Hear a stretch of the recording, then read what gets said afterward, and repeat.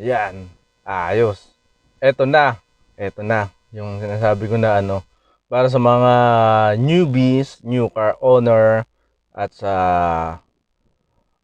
beginner na halos wala pang mga kabisado o alam sa parts ng makina o kaya yung mga nasa ilalim ng hood, nasa engine bay. Tuturuan natin sila. At salamat nga pala sa mga patuloy na nagsasubscribe at nagla-like at naka 1K na tayo.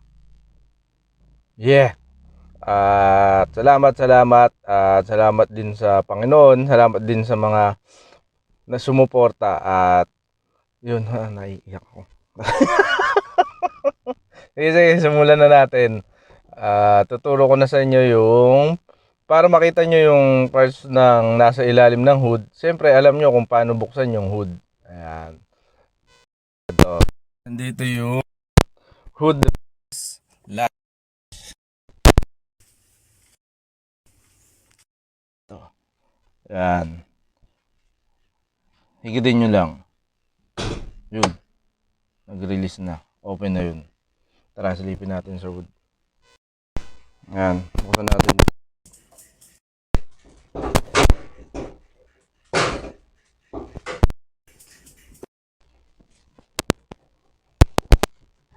Ayan, yung itsura ng engine bay. Simulan natin doon pag ganun. Tapos pag ganun. Ayan. Ito yung shock mounting ng front shock. Tapos sa baba niya nandito yung relay, main relay tsaka fuse ng sasakyan nyo. Ayan, itsura. Tapos para malaman nyo kung para saan yung yun, nandito yung diagram niya. Ilalim ng cover. Ganun yan o. Ganyan mo. Nandiyan siya. Ayan. Pwede nyo basahin. Like natin. Yung fuse pala nito, ang gumagamit niyan, kung alin lang yun nandito sa loob ng engine bay. Yung nasa loob ng mga electrical component, nasa ilalim ng dash yung mga fuse. Meron din dong fuse box. Ay, pusa.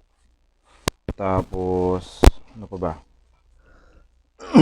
Ito yung kanyang body ground wire, negative terminal ng battery. Ito yung battery. Low maintenance, kasi yan. Pwede nyo buksan. Inspect nyo yung water level. Pwede nyo dagdagan ng distilled water. Ito yung positive terminal. Tapos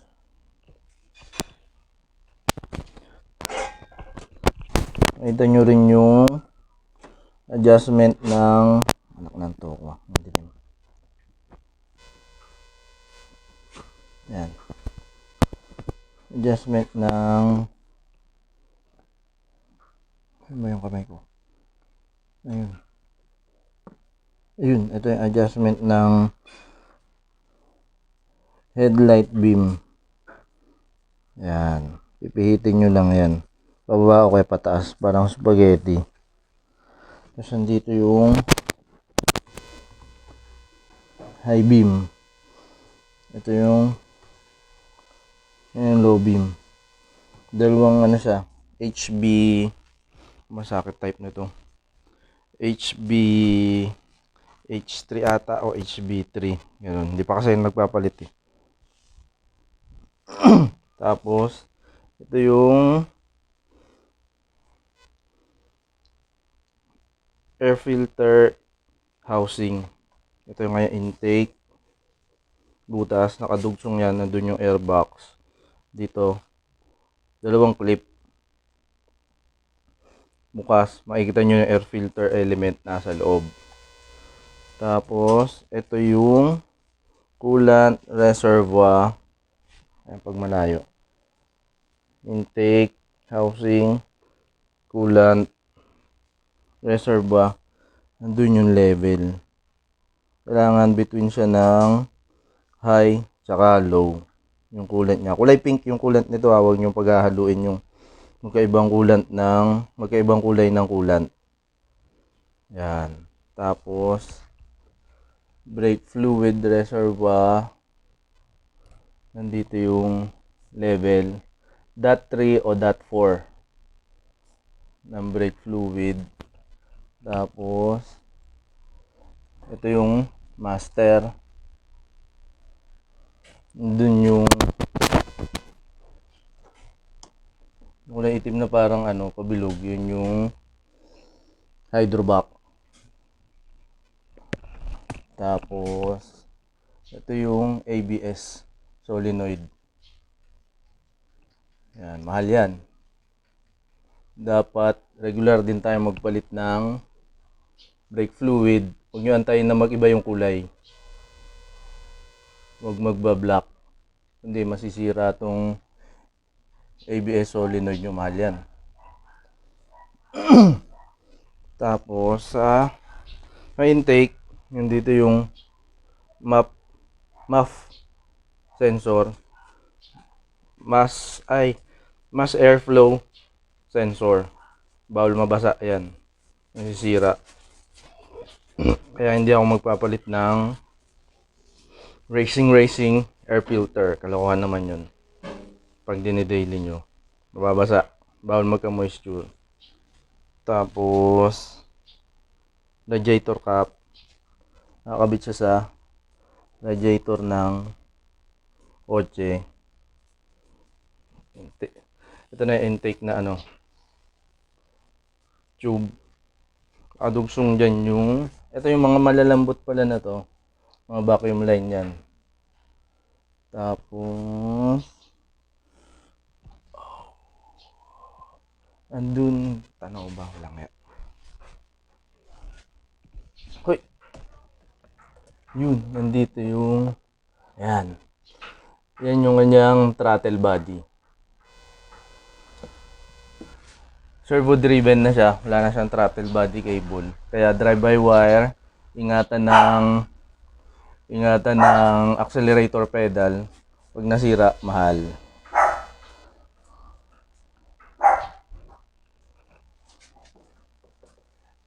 Intake manifold, plastic, 1, 2, 3, 4. Apat na port dahil 4 cylinder.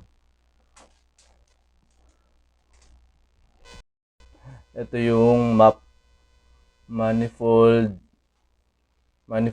absolute pressure sensor. Yan. Tapos, sa may ilalim,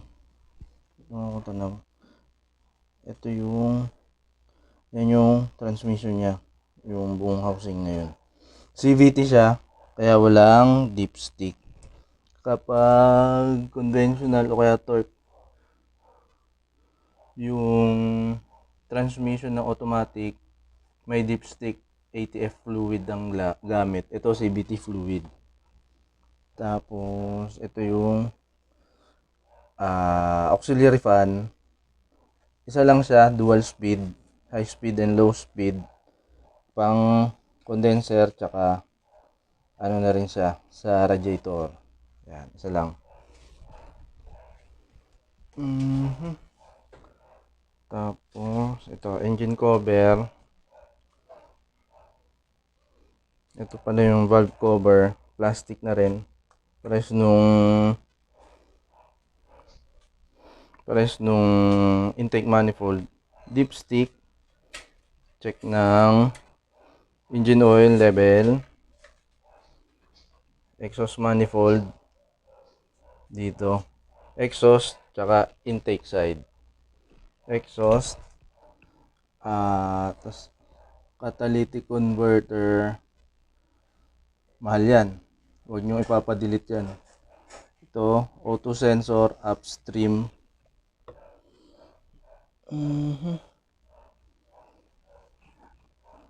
Yung kita. Yun yung cooler ng CVT fluid. Ito, coolant ang tumatakbo dyan, kaya huwag kayo gagamit ng tubig. Kakalawangin yun, maghahalo yung CVT fluid tsaka yung tubig. Pag kinalawang yun, mabubutas. Ayan, close-up ko na lang, hindi ko makakita doon. Hindi ko makalusot sa ilalim. Yan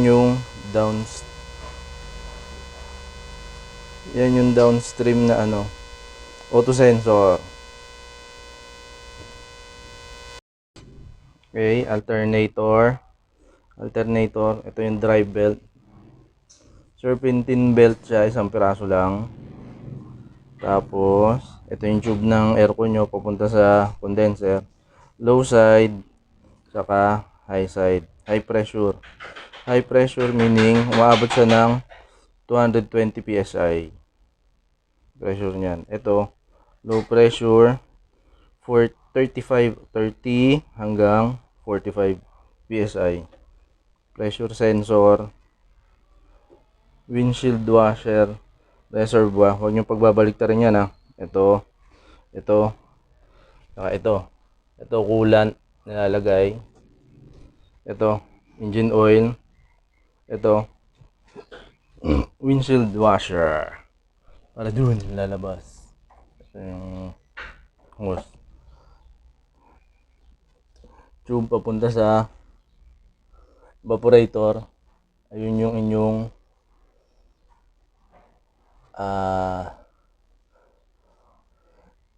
expansion valve. Lighter type. Tapos ito tayo. Ito maganda. Ito yung fuel rail. Yan. LEFI. Ayan yung fuel line. Hindi kita dito yung fuel filter dahil malapit siya sa tank. O kaya nasa ilalim ng center console.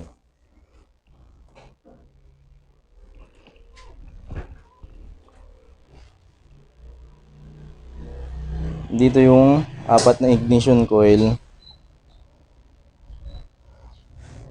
1, 2, 3, 4. Nandun, nasa ilalim. Yan. Tapos, ito bonus. Pag binuksan nyo to, yan. Ito mo ilalagay. Ito yung oil filler cap. Binuksan nyo, dapat ang kulay niya, simula nung bago siya, hanggang ginagamit nyo na, hindi dapat magbabago.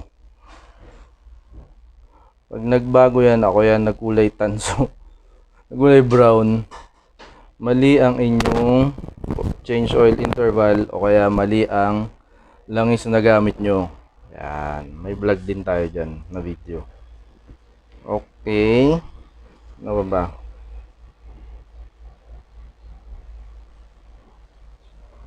Yun lang. Ito pala, yung upper radiator hose.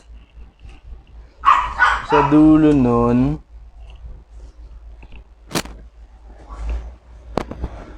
ayan, ang dulo niyan, andito yung thermostat valve ng engine coolant. Ito yung bypass hose.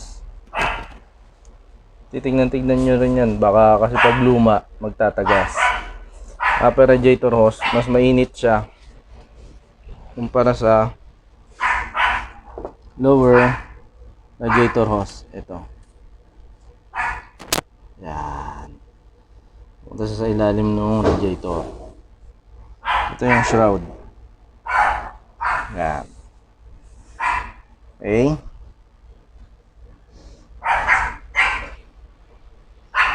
Salamat. Ito, may engine support tayo. Ayan. Hindi kita yung iba. Left side. Engine support. Tapos yung kapartner niya, nasa ilalim nung battery tray. Nandun.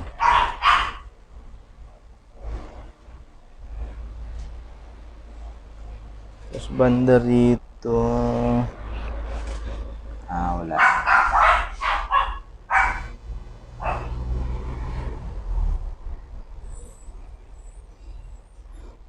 Wala na pala tang hydraulic power steering pump kasi nakano siya, EPS, nasa loob na yung motor. yung compressor niya.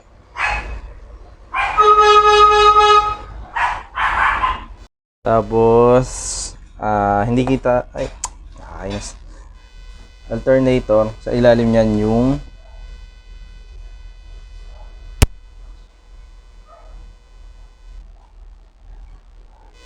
yun yung compressor, aircon compressor.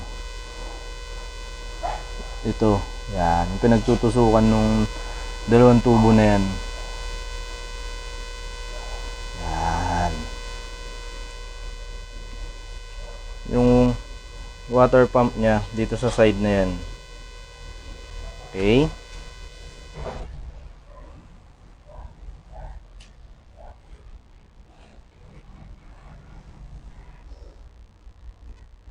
Okay, yun na. Salamat.